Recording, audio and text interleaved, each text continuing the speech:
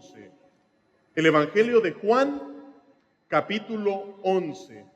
Uno de los versículos que a mí más me impresionan de las Escrituras es Génesis, capítulo 50, versículo 20. No tiene que ir allá, pero brevemente, muchos de ustedes están familiarizados con la historia de José. José lo vendieron sus hermanos como esclavo a Egipto. Llegó a Egipto a la casa de un hombre llamado Potifar y injustamente termina preso por muchos años. Es olvidado en la cárcel por uno de los siervos de Faraón y hasta mucho tiempo después se acuerdan de él. Él es puesto en libertad y hacia el final de la historia vemos de que todo eso tuvo un propósito. No fue por gusto que José pasó por cada una de estas experiencias difíciles y adversas. Y después de que había muerto Jacob, el padre de José y sus hermanos pensaron que él se vengaría de ellos y les quitaría la vida. Pero en el versículo 20 del capítulo 50 de Génesis vemos que José les da una respuesta impresionante. Dice la palabra de Dios que José les dijo: vosotros pensasteis mal contra mí, mas Dios lo encaminó a bien para hacer lo que vemos hoy, para mantener en vida a mucho pueblo. Una de las razones por las que este versículo me impacta tanto no solamente es por ver la fe y la confianza de José, sino que me hace pensar cómo es posible que Dios pueda encaminar a bien el mal que nos acontece a cada uno de nosotros. Bueno, en primer lugar es posible porque para Dios no hay nada imposible. Estuvimos aprendiendo en esta semana que el primer libro de Crónicas, capítulo 29, versículo 11, concluye diciendo, al menos la Biblia de las Américas lo dice así, que Él se exalta como soberano sobre todos. Entonces, para Dios no hay nada que sea imposible. Él sí puede encaminar el mal que nos acontece para bien.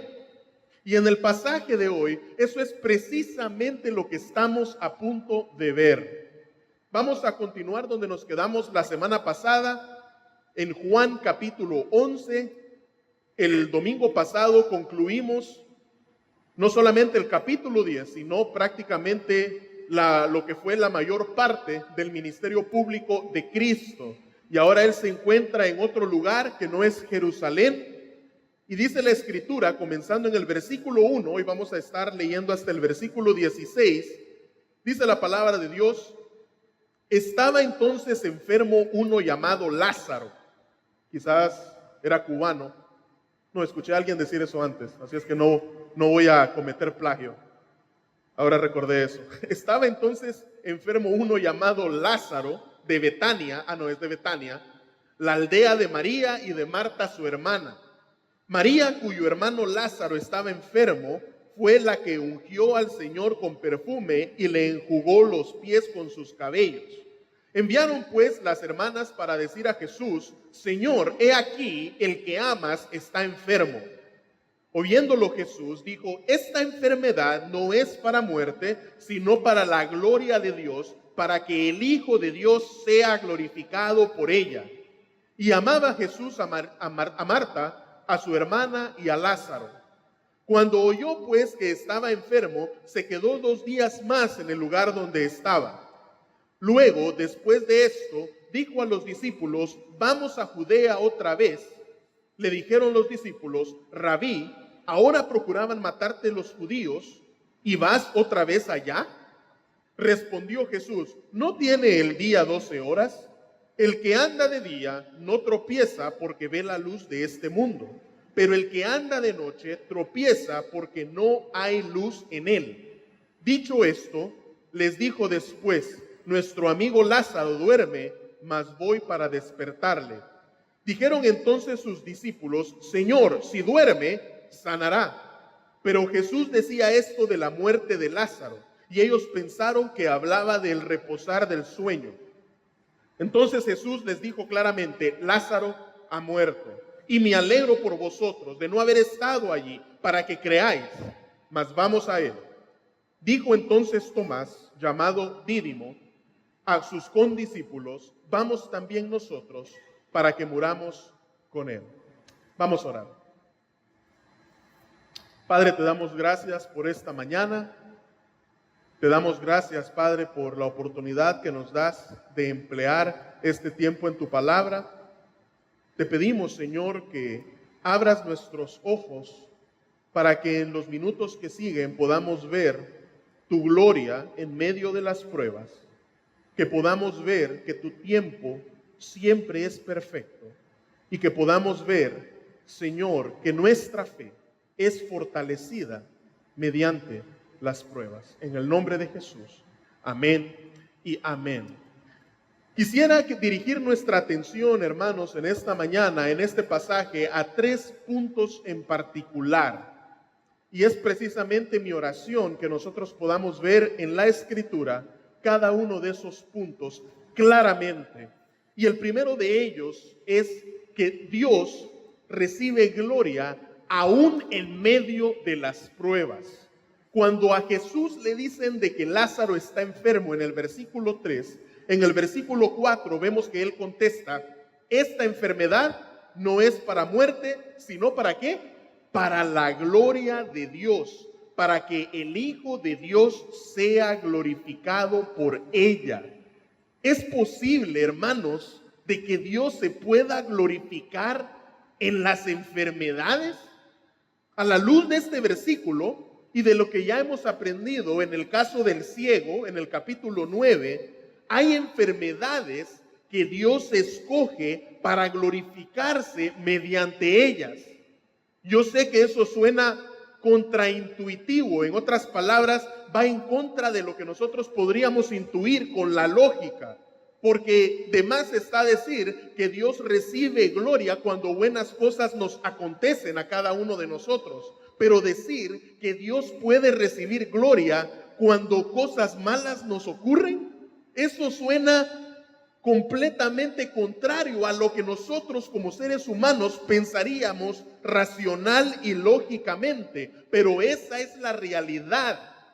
Y eso lo hemos visto nosotros no solamente una, no solamente dos, sino una y otra vez en el caso de cada uno de los hombres y mujeres que Jesús sanó. Si Jesús los sanó, si Jesús decidió hacer una obra en sus vidas, evidentemente Dios fue glorificado, el Hijo de Dios fue glorificado, ciegos, sordos, cojos, mudos, leprosos, endemoniados, paralíticos, todos los hombres que Jesús sanó fueron para la gloria y la honra del Padre y del Hijo. Y eso, hermanos, se aplica no solamente en las Escrituras. Quisiera compartir con ustedes el caso de una hermana en Cristo. Quizás alguno de ustedes ha escuchado de ella o ha leído acerca de ella. Es una hermana muy conocida y su nombre es Joni Eareckson Tada. Joni Eareckson Tada. Tal como pueden ver en la imagen, a la edad de 16 años, Joni sufrió un accidente mientras se tiraba un clavado. Ella practicaba los clavados. Y mientras ella se tiraba un clavado en una alberca o en una piscina, ella sufrió un accidente que la dejó cuadraplégica. En otras palabras, paralizada del cuello hacia abajo. No puede mover pies, no puede mover manos, no puede mover absolutamente nada. Y no solamente por un periodo de tiempo, sino de por vida. Cualquier persona que vio el caso de esta hermana, que a los 16 años quedó cuadraplégica, que quedó prácticamente inmovilizada, pudo haber pensado: ¡qué pena! ¿Cómo acabó el futuro de esta niña en este accidente trágico al lanzarse de ese trampolín y caer mal en una alberca, en una piscina? Muchas personas pudieron haber pensado lo peor. Se echó a perder el futuro de esta niña. Y eso es lo más normal. Pero no fue eso lo que ocurrió. Al contrario, mientras ella estuvo en el hospital rehabilitándose, ella empezó a practicar con su boca, a tomar un pincel con sus dientes y a pintar sobre un canvas. Todas las hermanas que estuvieron haciendo preciosas obras de arte ayer sabrán que pintar no es algo que se aprende de la noche a la mañana, y si con las manos es algo difícil de hacer, es un talento difícil de perfeccionar, no digamos con los dientes. Más sin embargo, ella con mucha perseverancia, con mucha dedicación, logró pintar cuadros preciosos que se han vendido alrededor del mundo con sus dientes. Como pueden ver, el de la izquierda se llama Roca de la Eternidad, el de la derecha se llama La Luz de Belén, este que ven acá se llama El Faro de Luz. Todo eso ella lo pintó desde una camilla en un hospital con sus dientes. Y por si eso fuera poco, hermanos, Joni fundó una organización que se llama Joni and Friends, que sirve a miles de familias, millones de personas alrededor del mundo, ayudándolos con discapacidades de diferentes tipos. Por si fuera poco, ella comenzó otra fundación que se llama Wheels for the World, y hasta el año 2008 ellos habían repartido 52,342 sillas de ruedas a 102 países a nivel mundial. Aparte de eso, ella vino a formar parte del Comité Asesor de Discapacidad del Departamento de Estado, trabajando especialmente hombro a hombro con Condoleezza Rice. Quizás algunos de ustedes recordarán quién ella fue, si no me equivoco, sirvió bajo la administración de George Bush.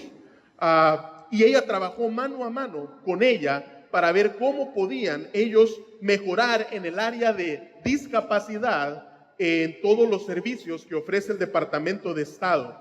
Ella tiene un programa radial en el cual todos los días millones de personas escuchan sus mensajes de 5 minutos por todo el planeta, y por si fuera poco, ha escrito más de 35 libros. Una mujer cuadraplégica. Entonces, hermanos, evidentemente, el accidente que le ocurrió a Joni no fue para muerte, fue para la gloria de Dios. Yo a veces me pregunto, ¿qué hubiera pasado en la vida de Joni si nunca hubiese quedado cuadraplégica? Algunos podrían decir, el que ella haya quedado cuadraplégica es lo mejor que le pudo haber pasado a miles de millones de personas a nivel del mundo, porque gracias a ese accidente el Señor se ha glorificado en su vida de manera tal que muchos han sido bendecidos. Pero ¿qué hubiese pasado si ese accidente no le hubiera ocurrido? Es probable que Dios no se hubiera glorificado en ella de la manera en que lo ha hecho hasta el día de hoy. Y aunque lo que le ocurrió a ella fue sin lugar a dudas trágico, evidentemente, tal como en el caso de Lázaro, ese accidente no fue para muerte, sino que ha servido para la gloria de Dios. Y quizás lo que a ustedes y a mí nos ha tocado vivir, las situaciones adversas, los momentos difíciles en la vida, los tiempos de prueba, quizás no tengan que ver con salud, o quizás sí tengan que ver con salud, quizás sean circunstancias adversas de otro tipo. Quizás la manera en la que Dios se glorifique en tu vida en medio de tu tiempo de prueba sea un accidente de carro, sean problemas legales, sean cualquier otro tipo, financieros, familiares, sin importar la prueba en la que Dios te ha permitido ser sometido. Si eso ha ocurrido en tu vida, me gustaría invitarte a que hagas lo siguiente y te hagas la siguiente pregunta: ¿cómo puedo glorificar a Dios en medio de mis circunstancias? Porque no es el fin. Evidentemente no fue el fin para Joni, y no es el fin en el caso tuyo tampoco. Entonces, ¿cómo puedo yo glorificar a Dios en medio de mis circunstancias? Quizás ministrando a otros en tu misma situación, porque tú sabes, a ti no es el único que te ha pasado. Y quizás Dios quiera utilizarte para que todos aquellos que se encuentran en tu misma situación tú puedas ser de bendición a ellos. Quizás sea pidiéndole a Dios que utilice tus quebrantos para conformarte más a la imagen de su Hijo. ¿Sabías tú que Dios está más interesado en tu santidad que en tu felicidad? A Dios lo que le importa es tu santidad, conformarte más a la imagen de Cristo. Y cada vez que Él te hace más como su Hijo Jesús, Él recibe gloria en los cielos. Quizás Dios permitió que algo malo te sucediera para advertirte o evitarte que ocurriera algo peor. Dios obra de muchas maneras, hermanos. Entonces la pregunta a las que yo les animo que se hagan es: ¿cómo yo puedo glorificar a Dios en medio de mis circunstancias? E independientemente de cómo Él lo haga, hay algo que yo quiero que ustedes sepan y se lo taladren en su mente para que quede ahí bien clavado. Dios se glorifica más en tus debilidades que en tus fortalezas. Dios recibe más gloria en tus debilidades que en tus fortalezas. Dios escogió a una mujer estéril para que viniera a ser madre de su pueblo escogido. Dios escogió a un tartamudo para liberar a su pueblo de la esclavitud egipcia. Dios escogió a un pequeño pastor de ovejas para derrotar a un gigante filisteo.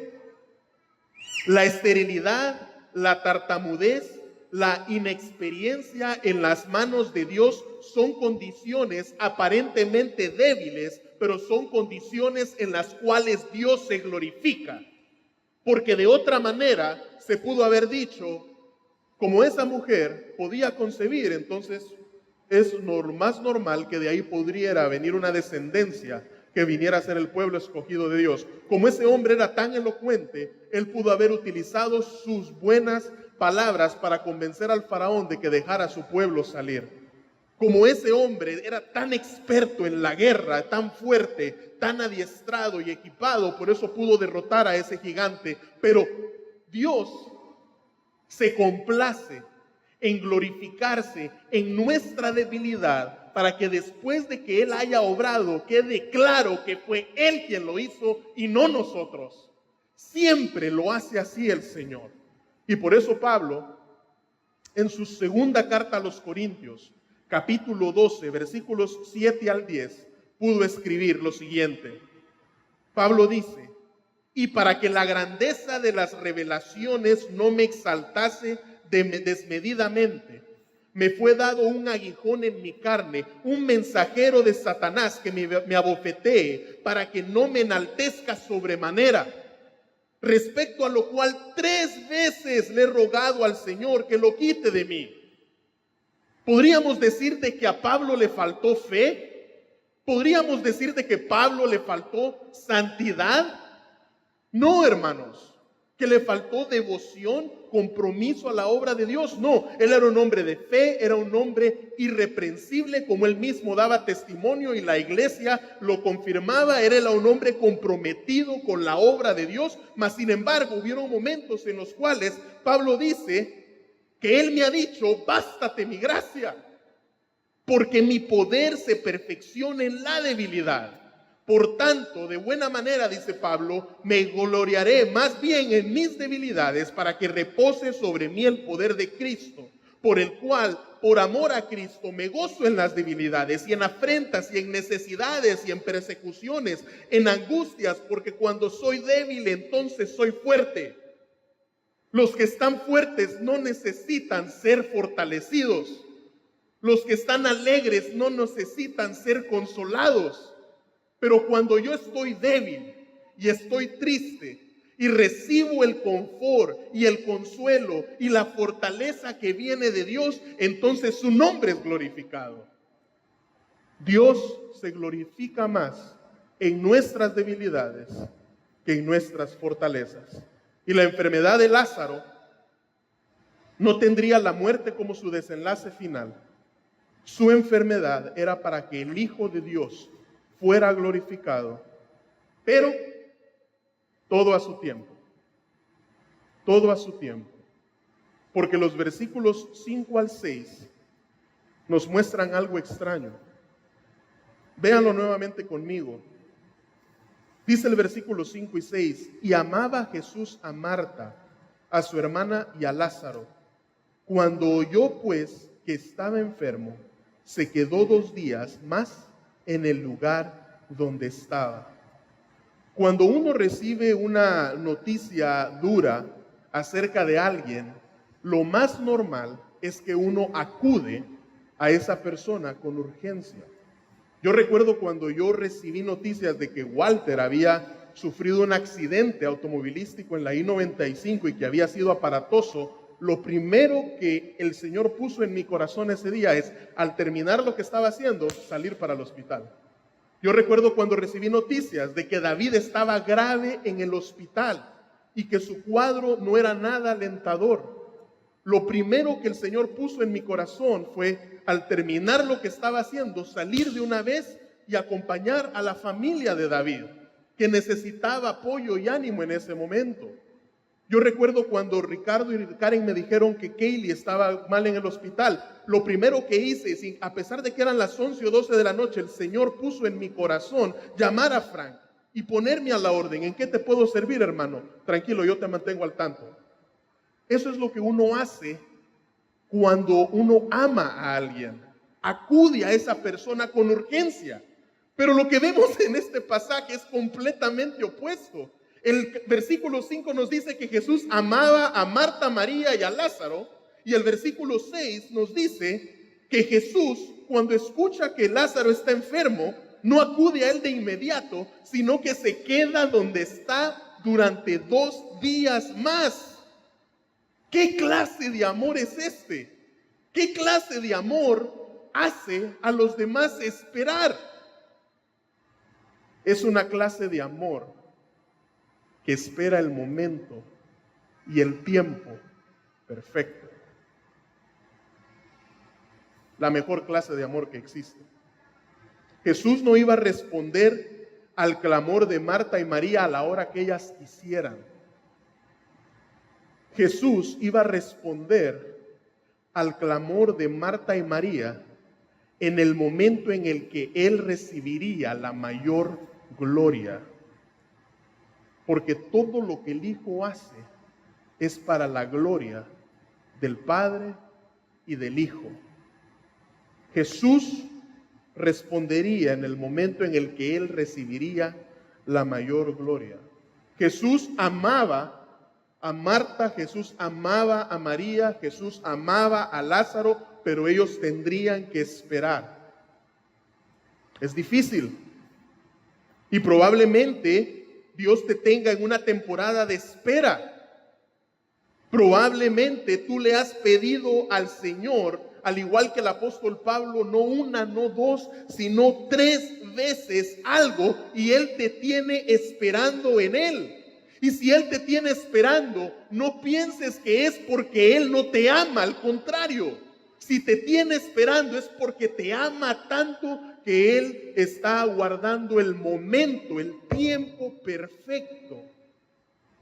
Porque si Él se complace en darte lo que esperas, te lo dará en el momento en el que Él considere que recibirá la mayor gloria.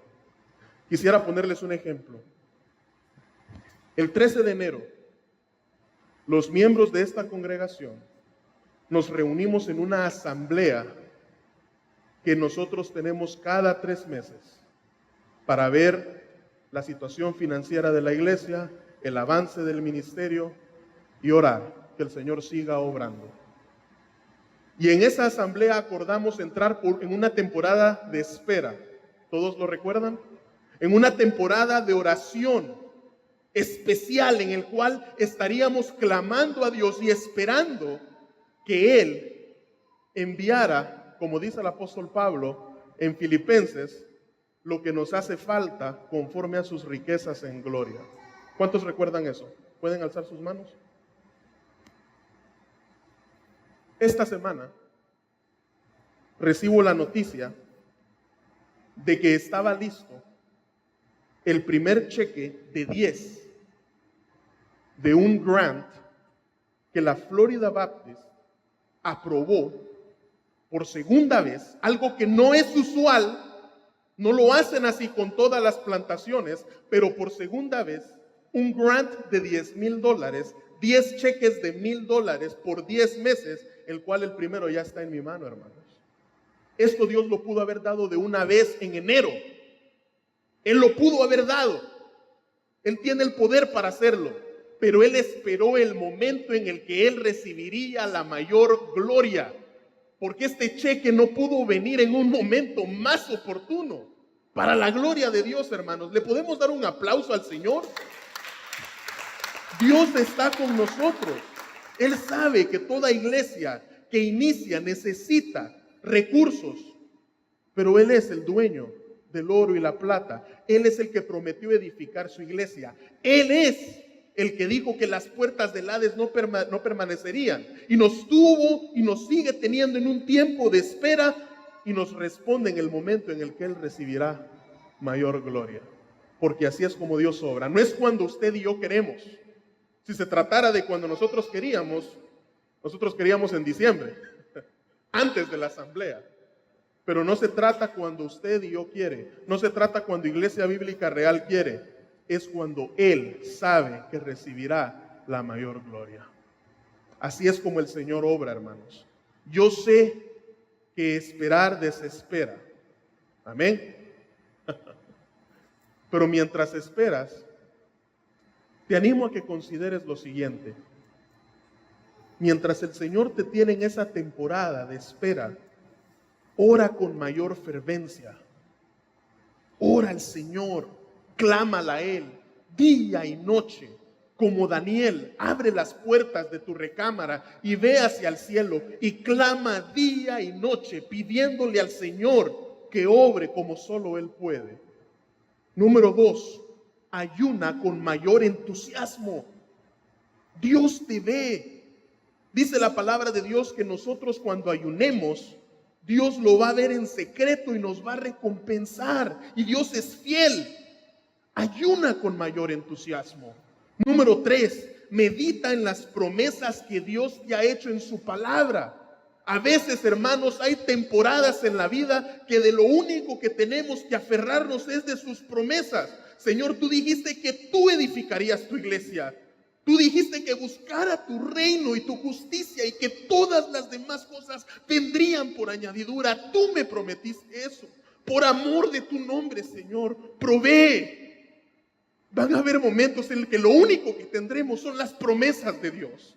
Y en ese tiempo de espera, aférrate a sus promesas y no a este saco que ya se me rajó.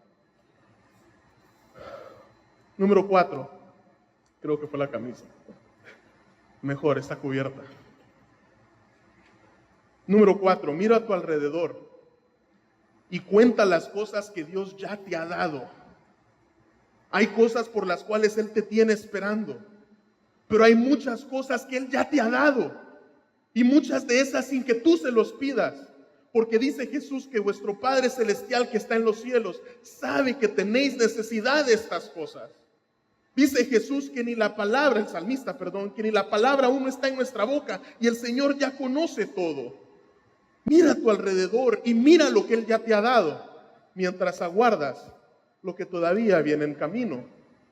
Número 5, escribe tus pensamientos, sentimientos y las maneras en las que Dios te tiene esperando. ¿No es precisamente eso lo que vemos en los Salmos? Haz tú lo mismo. Toma un cuaderno y por lo menos una vez a la semana, no todos los días, pero por lo menos una vez a la semana, anota tus pensamientos, tus sentimientos y lo que Dios está haciendo en tu vida. Y cuando Él te responda y vuelvas a leer eso, te aseguro que podrás darle más gloria. Y número 6, conversa con alguien maduro en la fe, que pueda ministrarte con la palabra y animarte con sus experiencias, porque hay otros que ya han pasado por esta senda y tienen mucho que aportar. Así es que en oración Sabiamente busca a alguien maduro en la fe, que con la Biblia abierta pueda hablarte palabra de Dios y animarte con sus experiencias. Dios, hermanos, no se ha olvidado de nosotros. Y a veces, aunque nos tenga en una temporada de espera, cuando Él nos responda, será en el momento en el que Él recibirá la mayor gloria. Jesús acudiría a Lázaro, pero sería cuando Él sabía que sería mayormente glorificado. Y el último punto, tercer y último punto que quisiera compartir con ustedes en esta mañana, es la realidad que nuestra fe es fortalecida mediante las pruebas. Cuando Jesús le dice a sus discípulos, después de 2 días, vamos a Judea, y ellos le dicen, Señor, hace poco te quisieron apedrear. Tú les dijiste que tú eres el buen pastor, que todos los demás son ladrones, y lo que quisieron fue agarrar piedras y arrojártelas. ¿Quieres regresar ahí? Y Jesús les dice, miren, todavía mi tiempo está acá, no ha llegado la noche. Llegará la noche y ya mi obra habrá concluido, pero mientras todavía es de día, mientras todavía hay 12 horas y yo estoy aquí, es necesario que yo vaya y haga las obras de mi Padre. Algo similar a lo que les dijo en el caso del ciego en Juan 9, del 1 al 4. Y después les dice, Lázaro está durmiendo, vamos a despertarlo. Y ellos le dicen, si está durmiendo se va a reponer, está descansando, eso es lo que él necesita. Y le dice Jesús, no, ustedes no me están entendiendo, Lázaro se murió. Si yo hubiera sido uno de sus discípulos en ese momento, yo quizás hubiera puesto a pensar, Señor, ¿cómo que se murió? Tú le amas, es tu amigo querido, ¿por qué no fuimos antes? Pero Jesús les dice, Él se murió. Y lo que les dice después es algo mucho más sorprendente. En el versículo 14 les dice claramente, Lázaro ha muerto. Y en el 15 les dice, y me alegro por vosotros de no haber estado allí, para que creáis, mas vamos a Él. Me gusta la traducción de la versión Dios habla hoy, porque el versículo 15 lo traduce así, y me alegro de no haber estado allí. Jesús, ¿cómo te vas a alegrar de no haber estado ahí? Porque así es mejor para ustedes, le dice a sus discípulos, para que crean. Jesús pudo haber sanado a Lázaro a la distancia. Ya hemos visto a Jesús sanar a Lázaro a la distancia. ¿Recuerdan Juan 4? El hijo del noble. Un noble se le acerca a Jesús y le dice que su hijo está enfermo. Y Jesús sana a su hijo a la distancia. Jesús pudo haber hecho eso con Lázaro nuevamente. Pero Jesús sabía que no solamente recibiría mayor gloria si Él lo resucitaba en lugar de sanarlo, sino que además al hacerlo, la fe de los discípulos sería aún más fortalecida. Y no solo la de ellos, sino también la de Lázaro y sus hermanas. ¿Por qué? Porque Dios utiliza las pruebas para fortalecer nuestra fe. El apóstol Pedro, en su primera carta, capítulo 1, versículos 3 al 7, escribe, bendito el Dios y Padre de nuestro Señor Jesucristo, que según su grande misericordia nos hizo renacer para una esperanza viva por la resurrección de Jesucristo de los muertos, para una herencia incorruptible, incontaminada e inmarcesible, reservada en los cielos para vosotros, que sois guardados por el poder de Dios mediante la fe, para alcanzar la salvación que está preparada para ser manifestada en el tiempo postrero, en lo cual vosotros os alegráis, aunque ahora por un poco de tiempo, si es necesario, tengáis que pasar y ser afligidos con diversas pruebas, para que sometida a prueba vuestra fe, mucho más preciosa que el oro, el cual, aunque perecedero, se prueba con fuego, sea hallada en alabanza, gloria y honra cuando sea manifestado Jesucristo. Yo no sé si alguna vez usted ha visto un video o quizás lo ha visto en vivo, el proceso de refinamiento, purificación y aquilatamiento del oro. Cuando ponen ese elemento en un recipiente de acero inoxidable y le empiezan a aplicar oro mientras lo purifican y lo refinan y después lo vacían sobre un molde. Yo no sé si usted alguna vez ha visto el fuego que le están poniendo a ese oro. Pues dice Pedro que para que nuestra fe sea purificada, sea refinada, sea fortalecida y sea preciosa para la venida de Cristo, que nosotros se la podamos presentar a Él, aquí está mi lingote de fe, es necesario ser afligido con diversas pruebas, así como el oro es purificado por medio del fuego. Las pruebas fortalecen, refinan nuestra fe. ¿Y qué es lo que nos da fortaleza para resistir las pruebas? El saber que nos espera una herencia, como dice el apóstol Pedro, incorruptible, incontaminada e inmarcesible, reservada en los cielos para nosotros. Las pruebas de esta vida, dice Pedro, duran por un poco de tiempo. Y usted dirá, Winston, han sido años los que yo llevo en esta situación. No ha sido un día, no han sido semanas, han sido meses, o quizás años, o quizás para algunos décadas. Pero hermanos, 70 años, 80 años que dura nuestra vida sobre esta tierra, dice el Salmo 90, los más robustos viven 80 años. No son nada, es un poco de tiempo en comparación con una eternidad. Por eso dice el apóstol Pablo, yo estoy seguro que las aflicciones de este tiempo presente no se comparan con la gloria venidera que en nosotros ha de manifestarse. Si nosotros tenemos nuestros ojos puestos en la herencia, que es incontaminada, incorruptible, inmarcesible, que está reservada para cada uno de ustedes y para mí, si nos hemos arrepentido de nuestros pecados y hemos rendido nuestra vida a Cristo Jesús, con nuestros ojos puestos allá, eso nos da la fortaleza para resistir lo que pase acá, porque sabemos que es temporal. El Señor nos está moldeando, el Señor nos está purificando, mientras esperamos recibir esa herencia. Así es que en conclusión, mientras el equipo se prepara para despedirnos en adoración en esta mañana,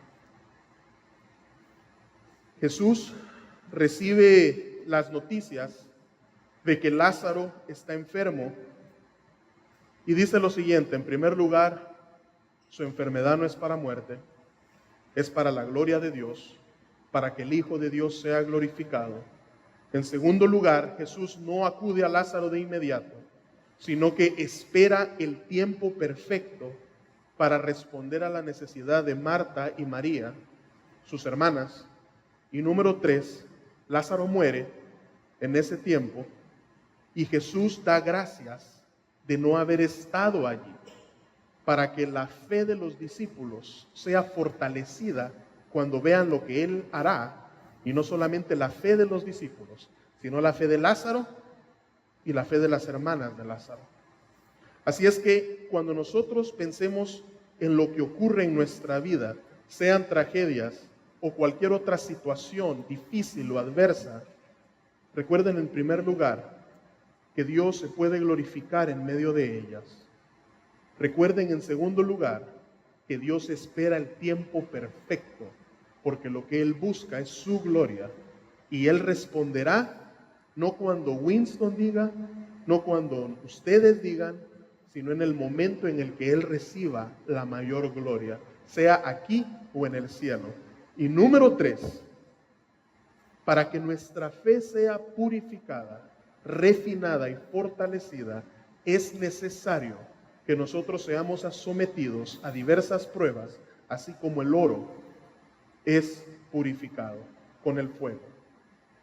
Quizás ustedes concordarán conmigo, pero las mejores lecciones que yo he aprendido en mi corta vida han venido de los momentos más difíciles. Y las temporadas en las que yo más he crecido como persona y como siervo del Señor ha sido en los periodos más difíciles, porque es cuando el Señor me ha conformado y me ha moldeado más a la imagen de su Hijo. Y creo que ustedes podrían estar de acuerdo.